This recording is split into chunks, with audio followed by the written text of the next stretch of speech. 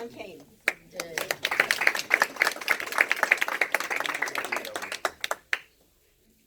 And let's see, and some other special guests in the back, IBEW, Bob Cresswell, and Marita. And Governor Rendell, if you'd like to say a few words. Well, hello, everyone. I unfortunately can't stay because this is a night, it's a crazy night in Philadelphia. There's a tribute to Jerry Lenfest, not the official tribute, but down at the Museum of the American Revolution, which was really his bucket list to see that museum built, and he lived to see it built and flourish. There's the World Heritage Council dinner, there's this dinner, and there's the opening of the Pops. There's so many things going on in town, but I have to get back to the Lenfest dinner. But I wanted to come up and not only add my name as a host to this dinner, but add my check. And to say, most importantly, to say we're very honored to have Dan Frankel with us tonight. Dan is one of the leaders of the Democrats in Harrisburg, does a great job, and he comes from the great city of Pittsburgh and has done marvelous work out there. So Dan, thanks for all you've done. And Joe is, as you know, someone who ran once before and lost. But Joe, I can tell you, in Pennsylvania, you have to almost run and lose before you win. So you're going to win this time for sure. But the reason that I'm so interested in having Joe in Harrisburg is twofold.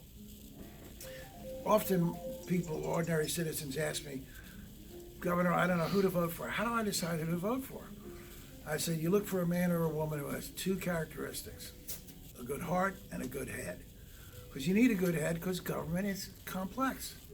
You can't be simple and run the government. And we've seen a perfect example of that in 1600. You have to have a head to be able to digest complex issues and form your own independent judgment. Joe certainly fits that category. And he has a good heart. He's one of the best human beings I think any of us who had the privilege to get to know him can say about him. He's just a good human being. He cares about other people. And caring is important. You know, I was watching TV yesterday and the commentators were talking about Trump's comments about 9/11. And they said he's just incapable of showing empathy. And I think that's right. He's incapable of showing empathy towards others because all he thinks about is himself. Joe is the epitome of showing and sharing empathy with all the people in this world who haven't had a chance to get the opportunity most of us have had, who are living in difficult conditions. He'll be a great advocate for them in Harrisburg. But he'll also be an advocate for arts and culture. And that's important because arts and culture, you can make a good case, a good argument. The arts and culture keyed and incentivized the comeback of the city of Philadelphia. And of course, Joe's part of it. And arts and culture, one of the most important things we can do educationally is make sure that we get back arts and music programs in our schools. Because there's study after study that shows kids who get involved in arts and music do better in school. Yep. Absolutely. Kids who learn to play an instrument or learn how to paint have self-worth and self-value. And for most of our kids, they've never had anybody pat them on the back and say, that's good, Tommy, or that's good, Diane. That's wonderful. And to have talent and to be part of a band or an orchestra, to be an artist, an actor, it's really important. And to see our schools shed those programs in the name of not having enough money is disgraceful, absolutely disgraceful. Joe's going to fight to change that and so many other things in Harrisburg. So let's make sure that Joe has the funding he needs.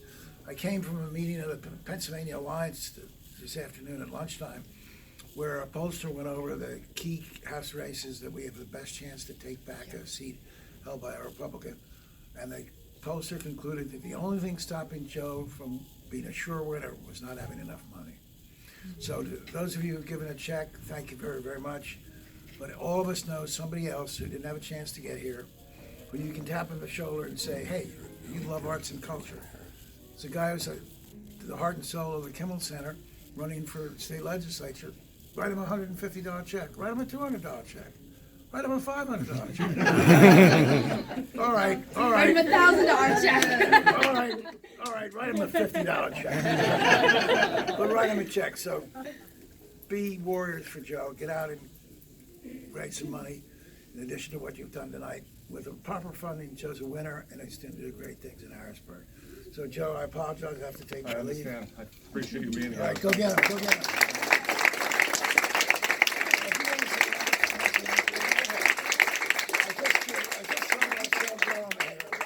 And I want to say for the record that Marcel was as good a chairman of the state party as I've seen in all my days in politics. And they date back to when I was district attorney in 1978. And Marcel did a great job, and he's an unsung hero. And really an unsung hero, not like the unsung success story of the government response to Puerto Rico's hurricane.